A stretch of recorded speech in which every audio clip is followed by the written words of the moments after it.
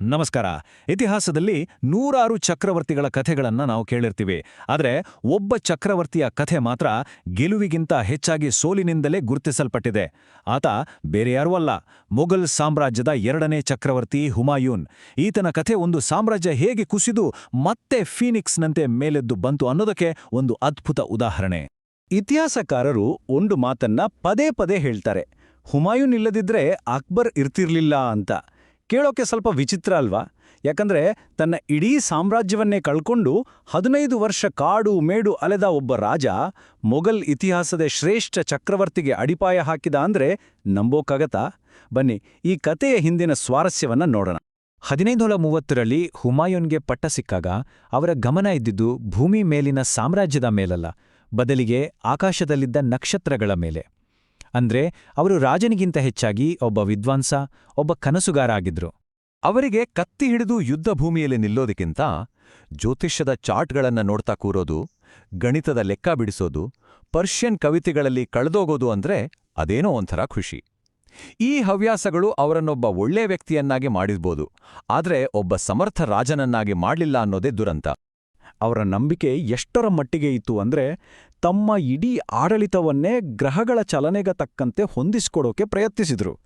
ಯೋಚನೆ ಮಾಡಿ, ಮಂಗಳವಾರ ಯುದ್ಧದ ಚರ್ಚೆ, ಶುಕ್ರವಾರ ಸಂಗೀತದ ಚರ್ಚೆ, ಹೀಗೆಲ್ಲ ಮಾಡ್ತಾಯಿದ್ರು. ಇದು ಕೇವಲ ವಿಚಿತ್ರವಾಗಿರಲಿಲ್ಲ, ಆಡಳಿತಾತ್ಮಕವಾಗಿ ತುಂಬಾನೇ ಅಪಾಯಕಾರಿಯಾಗಿತ್ತು. ಯಾಕಂದ್ರೆ ಗಡಿಯಲ್ಲಿ ಶತ್ರುಗಳು ನಿಂತಿದ್ರು, ಹುಮಾಯೂನ್ ಮಾತ್ರ ಒಳ್ಳೆ ಗ್ರಹ ಸಂಯೋಗಕ್ಕಾಗಿ ಕಾಯ್ತಾ ಕೂರ್ತಿದ್ರಂತೆ. ಅವರ ಸಮಸ್ಯೆಗಳಿಗೆ ಮತ್ತೊಂದು ದೊಡ್ಡ ಕಾರಣವಾಗಿದ್ದು ಅವರ ತಂದೆ ಬಾಬರ್ ಮಾಡಿದ ಒಂದು ತಪ್ಪು. ಬಾಬರ್ ತಾನು ಗೆದ್ದ ಸಾಮ್ರಾಜ್ಯವನ್ನ 4 ಗಂಡು ಮಕ್ಕಳ ನಡುವೆ ಹಂಚಿಬಿಟ್ಟಿದ್ರು. ಇದರಿಂದ ಏನಾಯ್ತು ಅಂದ್ರೆ ಸಹೋದರರಲ್ಲೇ ಅಧಿಕಾರಕ್ಕಾಗಿ ಕಿತ್ತಾಟ ಶುರುವಾಯಿತು. ಇದು ಮೊದಲ ದಿನದಿಂದಲೇ ಮೊಘಲ್ ಸಾಮ್ರಾಜ್ಯದ ಅಡಿಪಾಯವನ್ನೇ ಅಲುಗಾಡಿಸಿಬಿಡ್ತು. ಹುಮಾಯೂನ್ಗೆ ತನ್ನ ದ್ರೋಹಿ ಸಹೋದರರ ಮೇಲೆ ಕ್ರಮ ತಗೊಳ್ಳೋ ಧೈರ್ಯ ಇರಲಿಲ್ಲ. ಪದೇ ಪದೇ ಅವರನ್ನ ಕ್ಷಮಿಸಿಬಿಡ್ತಿದ್ರು. ಈ ಅತಿಯಾದ ಒಳ್ಳೆಯತನ ಒಂದು ರಾಜಕೀಯ ಶೂನ್ಯವನ್ನ ಸೃಷ್ಟಿ ಮಾಡಿತ್ತು. ಆ ಅವಕಾಶವನ್ನೇ ಬಳಸ್ಕೊಳ್ಳೋಕೆ ಒಬ್ಬ ಚಾಣಾಕ್ಷ ವ್ಯಕ್ತಿ ಕಾಯ್ತಾ ಇದ್ದ. ಆತನೇ ಶೇರ್ ಶಾ ಸೂರಿ. ಶೇರ್ ಶಾಹ ಸೂರಿ ಸಾಮಾನ್ಯ ಎದುರಾಳಿ ಆಗಿರಲಿಲ್ಲ. ಆತೊಬ್ಬ ಅದ್ಭುತ ರಣತಂತ್ರಜ್ಞ. 1539ರ ಚೌಸಾ ಯುದ್ಧದಲ್ಲಿ ಹುಮಾಯೂನ್ನ ಸೇನೆಯನ್ನ ಗಂಗಾ ನದಿಯ ದಡದಲ್ಲಿ ಸಿಕ್ಕಿ ಹಾಕಿಸಿ ಸೋಲಿಸ್ಬಿಡ್ತಾನೆ.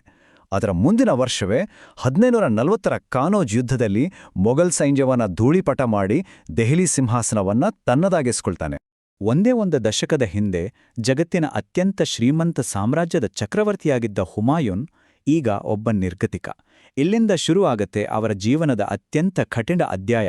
15 ವರ್ಷಗಳ ಸುದೀರ್ಘ ಹತಾಶೆಯ ಮತ್ತು ಅವಮಾನಕರ ವನವಾಸ. ಹುಮಾಯೂನ್ನ ಕಥೆ ಮುಗಿದೇ ಹೋಯ್ತು ಅಂತ ಬಹುತೇಕ ಎಲ್ಲರೂ ಅಂದ್ಕೊಂಡಿದ್ರು. ಆದ್ರೆ ಅವರ ಜೀವನದ ಅತ್ಯಂತ ಕರಾಳ ದಿನಗಳಲ್ಲೇ ಭವಿಷ್ಯದ ಮೊಘಲ್ ಸುವರ್ಣಯುಗದ ಬೀಜಗಳು ಮೊಳಕೆ ಒಡೆಯುತ್ತಿದ್ದು. ಆ 15 ವರ್ಷ ರಾಜಸ್ಥಾನದ ಸುಡು ಬಿಸಿಲಿನ ಮರುಭೂಮಿಯಲ್ಲಿ ಅಲೆದಾಟ, ಒಂದೊಂದು ದಿನವೂ ಅವಮಾನ, ತನ್ನ ಅಸ್ತಿತ್ವಕ್ಕಾಗಿಯೇ ಹೋರಾಡಬೇಕಾದ ಸ್ಥಿತಿ. ಹೀಗಿರುವಾಗ 1542ರಲ್ಲಿ ಅವರ ಬದುಕಿನ ದಿಕ್ಕನ್ನೇ ಬದಲಿಸಿದ ಒಂದು ಘಟನೆ ನಡೆಯಿತು. ಸಿಂಧ್ನ ಅಮರಕೋಟೆ ಅನ್ನೋ ಒಂದು ಚಿಕ್ಕ ಕೋಟೆಯಲ್ಲಿ ಅವರ ಮಗ ಅಕ್ಬರ್ ಜನಿಸ್ತ. ಆ ಮಗುವಿನ ಜನನ ಹುಮಾಯೂನ್ಗೆ ಕೇವಲ ವಂಶ ಮುಂದುವರಿಸೋಕೆ ಬಂದ ಸಂತಾನ ಆಗಿರಲಿಲ್ಲ. ಅದು ಅವರಿಗೆ ಒಂದು ಹೊಸ ಭರವಸೆ, ಹೋರಾಡೋಕೆ ಒಂದು ಹೊಸ ಕಾರಣ ಕೊಟ್ಟಿತ್ತು. ಹೌದು, ತನ್ನ ಮಗನಿಗಾಗಿ, ತನ್ನ ವಂಶದ ಪರಂಪರೆಗಾಗಿ ಆ ಸಾಮ್ರಾಜ್ಯವನ್ನ ಮರಳಿ ಪಡೆಯಲೇಬೇಕು ಅಂತ ಅವರು ದೃಢನಿಶ್ಚಯ ಮಾಡಿದ್ರು. ತನ್ನೆಲ್ಲ ಅಹಂಕಾರವನ್ನ ಬದಿಗಿಟ್ಟು ಹುಮಾಯೂನ್ ಪರ್ಷಿಯನ ಶಾ ಬಳಿ ಸಹಾಯ ಕೇಳಿದ್ರು. ಆ ಒಂದು ನಿರ್ಧಾರ ಅವರ ವಂಶವನ್ನಷ್ಟೇ ಅಲ್ಲ, ಭಾರತದ ಇತಿಹಾಸವನ್ನೇ ಬದಲಾಯಿಸಿತು. ಯಾಕಂದ್ರೆ ಪರ್ಷಿಯನ್ ಸೈನಿಕರ ಜೊತೆ ಅಲ್ಲಿನ ಕಲಾವಿದರು, ವಾಸ್ತುಶಿಲ್ಪಿಗಳು, ವಿದ್ವಾಂಸರು ಕೂಡ ಭಾರತಕ್ಕೆ ಬಂದ್ರು. ಇದು ಮುಘಲ್ ಕಲೆ ಮತ್ತು ಸಂಸ್ಕೃತಿಗೆ ಒಂದು ಹೊಸ ರೂಪವನ್ನೇ ಕೊಟ್ಟು. ಇತ್ತ ಅದೃಷ್ಟವು ಹುಮಾಯೂನ್ನ ಕಡೆ ವಾಲಿತ್ತು. ಅವರ ಬದ್ಧ ವೈರಿ ಶೇರ್ ಶಾಹ್ ಸೂರಿ ಒಂದು ಬಾಂಬ್ ಸ್ಫೋಟದಲ್ಲಿ ಅಚಾನಕ್ಕಾಗಿ ಸತ್ಹೋದ. ಅವನ ನಂತರ ಸೂರಿ ಸಾಮ್ರಾಜ್ಯದಲ್ಲಿ ಒಳಜಗಳಗಳು ಶುರುವಾಗಿ ಅದು ದುರ್ಬಲವಾಯಿತು. ಇದು ಹುಮಾಯೂನ್ಗೆ ಕಳೆದುಹೋದ ಸಾಮ್ರಾಜ್ಯವನ್ನ ಮರಳಿ ಪಡೆಯೋಕ್ಕೆ ಒಂದು ಸುವರ್ಣಾವಕಾಶವನ್ನ ಸೃಷ್ಟಿ ಮಾಡಿಕೊಟ್ಟು.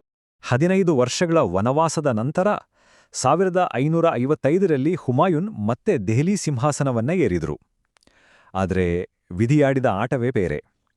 ಅವರ ಎರಡನೇ ಆಳ್ವಿಕೆ 1 ವರ್ಷ ಕೂಡ ಪೂರ್ತಿಯಾಗಲಿಲ್ಲ. ಅವರ ಕಥೆ ಒಂದು ವಿಚಿತ್ರ ದುರಂತದಲ್ಲಿ ಅಂತ್ಯ ಕಂಡಿತು. ಹಾಗಾದ್ರೆ ಇಷ್ಟೆಲ್ಲ ಕಷ್ಟಪಟ್ಟು ಮರಳಿ ಪಡೆದ ಸಾಮ್ರಾಜ್ಯದ ಕತೆ ಹೇಗೆ ಮುಗಿತು? ಯಾವುದಾದ್ರೂ ದೊಡ್ಡ ಯುದ್ಧದಲ್ಲಿ ವೀರಮರಣವನ್ನಪ್ಪಿದ್ರಾ? ಇಲ್ಲ, ಸತ್ಯ ಇದಕ್ಕಿಂತ ತುಂಬಾನೇ ವಿಚಿತ್ರ ಮತ್ತು ವ್ಯಂಗ್ಯದಿಂದ ಕೂಡಿದೆ. ಅದು ಜನವರಿ 27, 1556. ಹುಮಾಯೂನ್ ತಮಗೆ ಅತ್ಯಂತ ಪ್ರಿಯವಾಗಿದ್ದ ಗ್ರಂಥಾಲಯದ ಮೆಟ್ಟಿಲುಗಳಿಂದ ಕೆಳಗಿಳಿಯುತ್ತಿದ್ರು. ಆಗ ಸಂಜೆಯ ಪ್ರಾರ್ಥನೆಗೆ ಕರೆ ಕೇಳಿಸಿತು. ಧರ್ಮನಿಷ್ಠರಾದ ಅವರು ಅಲ್ಲೇ ಮೆಟ್ಟಿಲಿನ ಮೇಲೆ ತಲೆಬಾಗಿ ನಮಸ್ಕರಿಸೋಕ್ ಹೋದ್ರು. ಆಗ ಅವರ ಉದ್ದನೆಯ ನಿಲುವಂಗಿ ಕಾಲಿಗೆ ಸಿಕ್ಕಿ ಎಡವಿದಿದ್ರು. ತಲೆಗೆ ತೀವ್ರ ಪೆಟ್ಟಾಗಿ ಅಲ್ಲೇ ಪ್ರಾಣ ಬಿಟ್ರು. ಜೀವನಪೂರ್ತಿ ಗ್ರಹ ನಕ್ಷತ್ರಗಳನ್ನು ನಂಬಿದ್ದ ಚಕ್ರವರ್ತಿ ಕೊನೆಗೆ ಒಂದು ಮೆಟ್ಟಿಲಿನಿಂದ ಜಾರಿಬಿದ್ದು ಸತ್ತಿದ್ದು ಬಹುಶಃ ಇತಿಹಾಸದ ಅತಿದೊಡ್ಡ ವ್ಯಂಗ್ಯಗಳಲ್ಲಿ ಒಂದು. ಹಾಗಾದ್ರೆ ಹುಮಾಯೂನ್ ಅಂದ್ರೆ ಕೇವಲ ಒಬ್ಬ ದುರದೃಷ್ಟವಂತ, ವಿಫಲ ಚಕ್ರವರ್ತಿ ಅಂತಾನೆ ನಾವು ತೀರ್ಮಾನಿಸ್ಬೇಕಾ? ಅವರ ಕತೆ ಬರೀ ಸೋಲುಗಳ ಸರಮಾಲೆಯೇ? ಇಲ್ಲ. ನಾವು ಸ್ವಲ್ಪ ಹತ್ತಿರದಿಂದ ನೋಡಿದ್ರೆ ಅವರ ಪರಂಪರೆ ಭಾರತದ ಇತಿಹಾಸವನ್ನ ರೂಪಿಸೋದ್ರಲ್ಲಿ ಅತ್ಯಂತ ಪ್ರಮುಖ ಪಾತ್ರ ವಹಿಸಿದೆ. ಅವರ ವೈಯಕ್ತಿಕ ತಪ್ಪುಗಳು, ವೈಫಲ್ಯಗಳು ಏನೇ ಇರಲಿ, ಅವರ ಒಂದು ಗುಣ ಎಲ್ಲವನ್ನೂ ಬದಲಾಯಿಸಿತು. ಅದೇ ಅವರ ಸ್ಥಿತಿಸ್ಥಾಪಕತ್ವ. ಅವರು ಸೋಲನ್ನ ಒಪ್ಕೊಳ್ಳೇ ಇಲ್ಲ, ಹೋರಾಟವನ್ನ ಬಿಡ್ಲಿಲ್ಲ. ಇದರಿಂದ ಮೊಘಲ್ ರಾಜವಂಶವನ್ನ ಸಂಪೂರ್ಣ ನಾಶವಾಗೋದಂತೆ ಉಳಿಸಿದ್ರು. ಪರ್ಷ್ಯಾದಿಂದ ತಂದ ಕಲೆ, ವಾಸ್ತುಶಿಲ್ಪ ಮುಂದೆ ತಾಜ್ ಮಹಲ್ನಂಥ ಅದ್ಭುತಗಳ ನಿರ್ಮಾಣಕ್ಕೆ ಸ್ಫೂರ್ತಿಯಾಯಿತು. ಎಲ್ಲಕ್ಕಿಂತ ಮುಖ್ಯವಾಗಿ ತಮ್ಮ ಮಗ ಅಕ್ಬರ್ಗೆ ಒಂದು ಸಿದ್ಧ ಸಾಮ್ರಾಜ್ಯದ ಅಡಿಪಾಯ ಹಾಕಿಕೊಟ್ರು.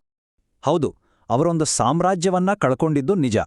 ಆದ್ರೆ ಸೋಲನ್ನ ಒಪ್ಕೊಳ್ದೆ ಕೊನೆಯವರೆಗೂ ಹೋರಾಟ ಮುಂದುವರಿಸಿದ್ರಿಂದ ಅವರ ಮಗ ಅಕ್ಬರ್ ಅದಕ್ಕಿಂತಲೂ ದೊಡ್ಡ, ಹೆಚ್ಚು ಸಹಿಷ್ಣು ಮತ್ತು ವೈಭವಯುತವಾದ ಸಾಮ್ರಾಜ್ಯವನ್ನ ಕಟ್ಟೋಕೆ ಸಾಧ್ಯ ಆಯಿತು. ಇದೇ ಕಾರಣಕ್ಕೆ ಇತಿಹಾಸ ಹೇಳೋದು, ರಾಜಕೀಯವಾಗಿ ಹುಮಾಯೂನ್ ದುರ್ಬಲನಾಗಿದ್ದಿರ್ಬೋದು, ಆದರೆ ಹುಮಾಯೂನ್ ಇಲ್ದಿದ್ರೆ ಚಕ್ರವರ್ತಿ ಅಕ್ಬರ್ ಇರ್ತಿರ್ಲಿಲ್ಲ.